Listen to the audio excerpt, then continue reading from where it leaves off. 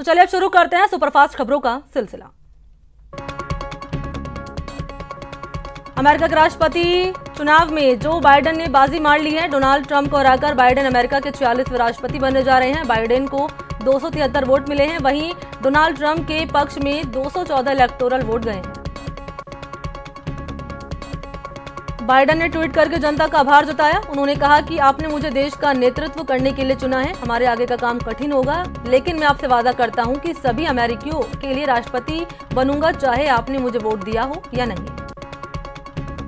Democrat उम्मीदवार Joe Biden का white house तक का सफर अब मुकाम पर पहुंच चुका है। साथ ही भारतीय मूल की कमला हैरिस दुनिया के सबसे शक्तिशाली लोकतंत्र में उपराष्ट्रपति बनने जा रही हैं। इसे लेकर भारत में भी उत्साह है। पीएम मोदी ने ट्वीट कर अमेरिका के नव निर्वाचित उपराष्ट्रपति कमला हैरिस को बधाई दी। वहीं कांग्रेस अध्यक्ष सोनिया गांधी ने भी अमेरिका के नव निर्वाचित राष्ट्रपति जो बाइडेन और उपराष्ट्रपति कमला हैरिस को बधाई दी। पीएम मोदी आज सूरत के हजीरा से भावनगर के घोघा के बीच रोरो पैक्स फेरी सेवा प्रारंभ करेंगे। रोरो फेरी सेवा के प्रारंभ होने से हजीरा से घोघा मात्र 4 घंटे में पहुंच सकेंगे। बिहार में इस बार महागठबंधन की सरकार बन सकती है। कई एग्जिट पोल के मुताबिक तेजस्वी यादव बिहार के अगले मुख्यमंत्री बन सकते हैं और नीतीश कुमार की विदाई होती हुई नजर आ रही है। बिहार में 10 नवंबर को चुनाव के नतीजे घोषित किए जाएंगे। उत्तर प्रदेश, मध्य प्रदेश और हरियाणा के बाद अब कर्नाटक की सरकार भी लव जिहाद को रोकने के लिए कानून बनाने की तैयारी में है। नोटबंदी की 4वीं वर्षगांठ आज सीएम गहलोत और पीसीसी चीफ डोटासरा शाम 4 बजे साझा प्रेस कॉन्फ्रेंस करेंगे। कांग्रेस नोटबंदी को विश्वासघात दिवस के तौर पर मना रही है। राजस्थान पुलिस में कांस्टेबल भर्ती का आज तीसरा और आखिरी दिन। प्रदेश के 581 केंद्रों पर 2 पारियों में परीक्षा आयोजित की जा रही है। परीक्षा में शामिल होने वाले सभी अभ्यर्थियों को परीक्षा शुरू होने से 2 घंटे पहले सेंटर पर उपस्थित होने के निर्देश दिए गए हैं। परीक्षा शुरू होने से आधे घंटे पहले एग्जाम सेंटर में प्रवेश रोक दिया जाएगा। कोविड को ध्यान में रखते हुए सभी परीक्षा केंद्रों पर परीक्षार्थी को मास्क लगाना अनिवार्य है। अभ्यर्थियों को अपने एडमिट कार्ड के साथ ही कोविड-19 संबंधी स्वघोषणा पत्र भी अनिवार्य रूप से साथ लाने के निर्देश दिए गए हैं। परीक्षा केंद्रों पर अभ्यर्थियों के साथ ही पर्यवेक्षक भी मोबाइल का इस्तेमाल नहीं कर सकेंगे। परीक्षा केंद्र के समग्र प्रभारी के पास ही एकमात्र मोबाइल रहेगा।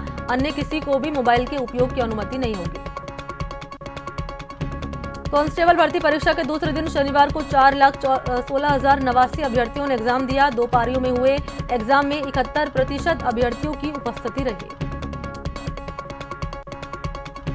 सीकर जिला मुख्यालय पर चल रही कांस्टेबल भर्ती परीक्षा के दौरान दिन भर शहर में जाम के हालात बने रहे। सिल्वर जुबली रोड पर परीक्षा केंद्रों के बाहर परीक्षा खत्म होने के बाद जाम के हालात बन गए। सरसंघचालक डॉक्टर मोहन भागवत जयपुर दौरे पर हैं। मोहन भागवत आज तीनों प्रांत जयपुर, जोधपुर और चित्तौड़गढ़ की बैठक में शामिल होंगे। आंबाबाड़ी स्थित आदर्श विद्या मंदिर में यह बैठक होगी, जिसमें संघ के सर कार्यवाहक सुरेश भैयाजी जोशी भी शामिल होंगे।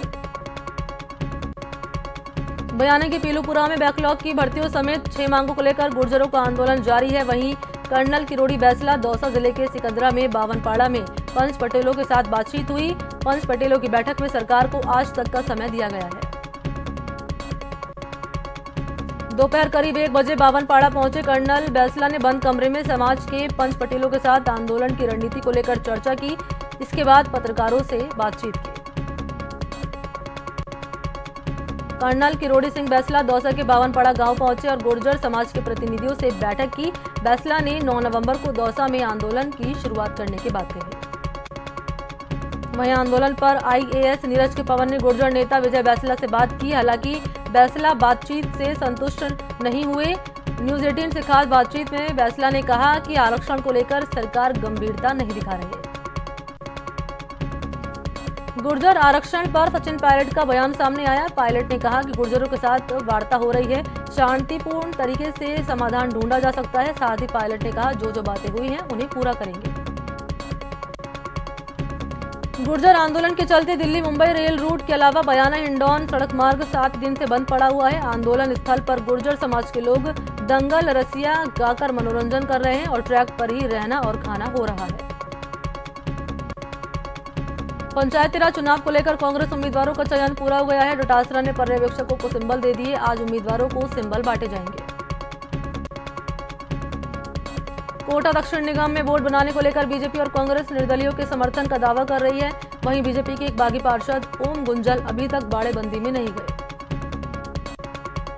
प्रदेश में 11 जिलों की 42 नगरीय निकायों में चुनाव के लिए राज्य निर्वाचन आयोग ने चुनाव कार्यक्रम घोषित कर दिया। 42 निकायों में 35 नगर पालिकाएं हैं, जबकि 7 नगर परिषद। इनमें वोटिंग 11 दिसंबर को होगी।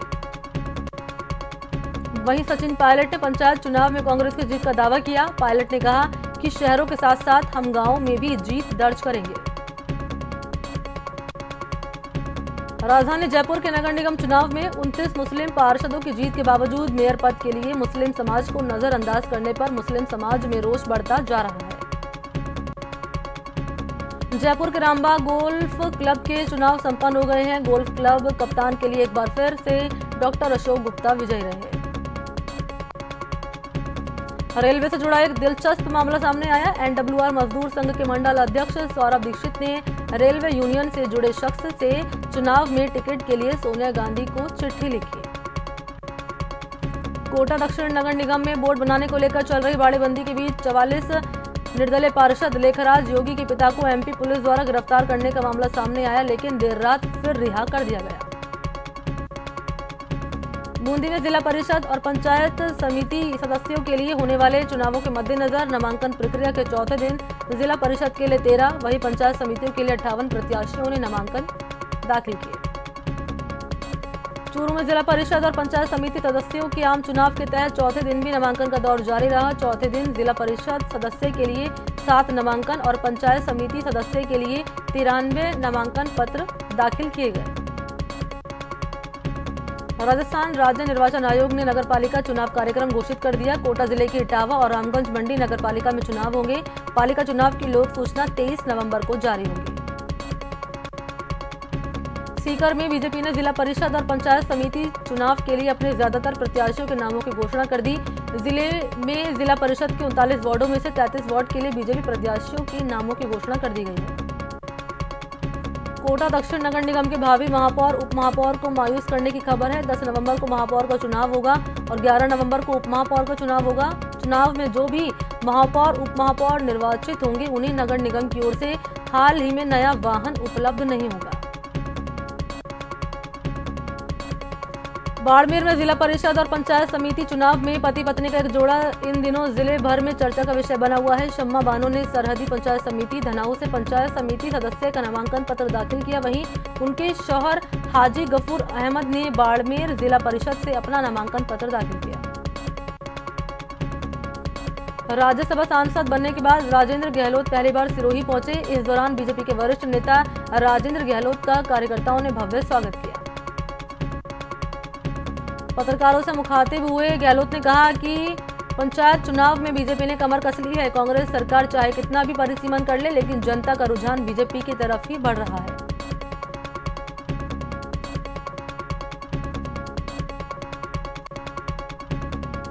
कोटा में तैनात वरिष्ठ RPS अफसर संजय शर्मा को APO कर दिया गया है। अगले आदेश तक उनका कार्यालय पुलिस हेडक्वार्टर जयपुर में रखा गया है। संजय शर्मा CI प्रथम के पद पर तैनात थे।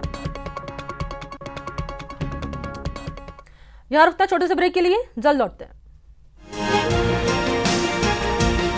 ब्रेक के बाद आप सभी का स्वागत है। चलिए खबरों के सिलसिले को आगे बढ़ाते हैं। देश में कोरोना के केस में फिर एक बार बढ़ोतरी देखी जा रही है। पिछले 24 घंटे में कोरोना के 50,357 नए केस सामने आए, जिसके बाद मरीज का आंकड़ा 84,62,000 के पार पहुंच चुका है।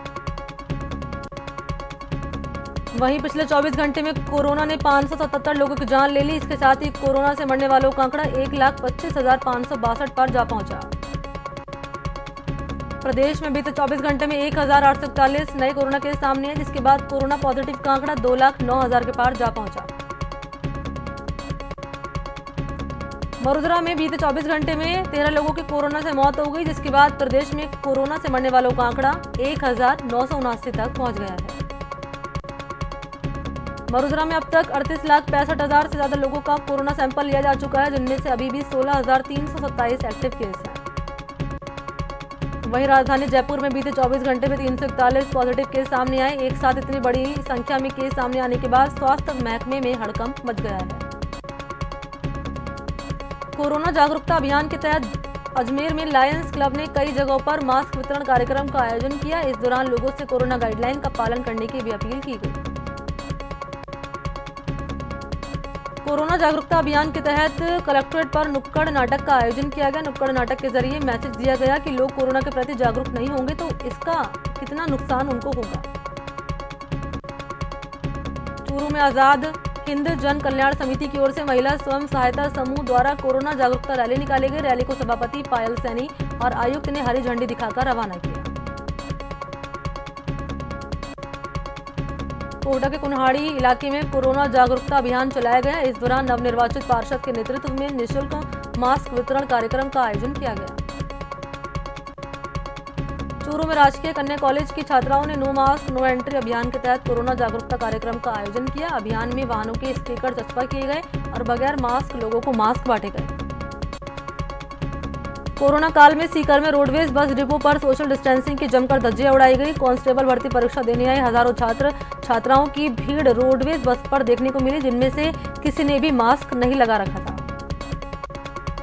सीकर में कोरोना का संक्रमण लगातार बढ़ता जा रहा है। शनिवार को जिले में कोरोना के 99 नए केस सामने आए। जिले में अब तक कोरोना के कुल पॉजिटिव केस 7154 हो गए हैं। कोटा में प्लाज्मा डोनेट का आंकड़ा लगातार बढ़ता जा रहा है। शनिवार को कोरोना को मात देकर लौटे कोरोना वॉरियर्स नर्सिंग कर्मी विनीत ने प्लाज्मा डोनेट कर मानवीय मिसाल कायम की।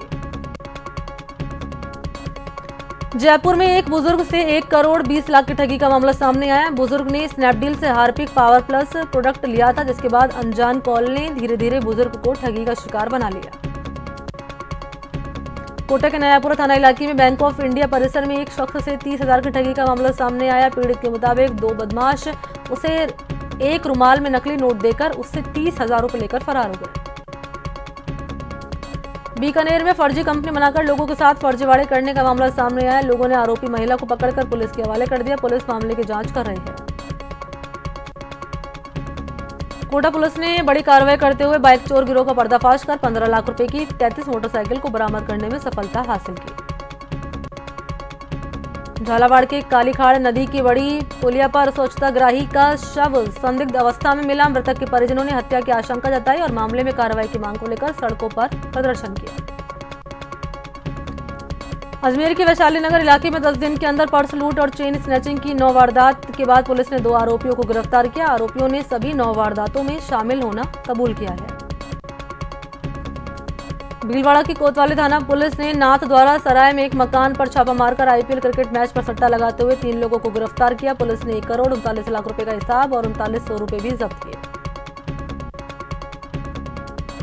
टोंक के डिग्गी थाना क्षेत्र के भीपुर गांव में गुर्जर और नट जाति के बीच खूनी संघर्ष हो गया। खूनी संघर्ष में दोनों पक्ष के 7 लोग घायल हो गए, जिनका अस्पताल में इलाज जारी है। कोटा में सुके थाना पुलिस ने अवैध खनन के खिलाफ बड़ी कार्रवाई करते हुए 2 ट्रैक्टर ट्रॉली को जब्त किया और 2 आरोपियों को गिरफ्तार किया।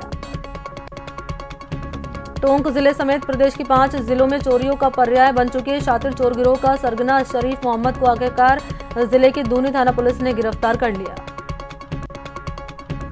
टोंक में डीएसपी पीपलू के नेतृत्व कचौलिया क्षेत्र में छापेमारी कार्रवाई कर बजरी से भरी 6 ट्रैक्टर ट्रॉलियां और 1 पोकलेन मशीन जब्त की। कोटा में रिश्वत लेने के आरोपी नायब तहसीलदार को फिर से कड़ी सुरक्षा के बीच कोर्ट में पेश किया गया। आरोपी को कोर्ट ने जेल भेजने के आदेश दिए। चूरू में सदर थाने की 2 पुलिस जवानों की जांच रिपोर्ट पॉजिटिव आई है। बता दें कि जिले में अब तक 62 पुलिसकर्मी कोरोना संक्रमित हो चुके हैं।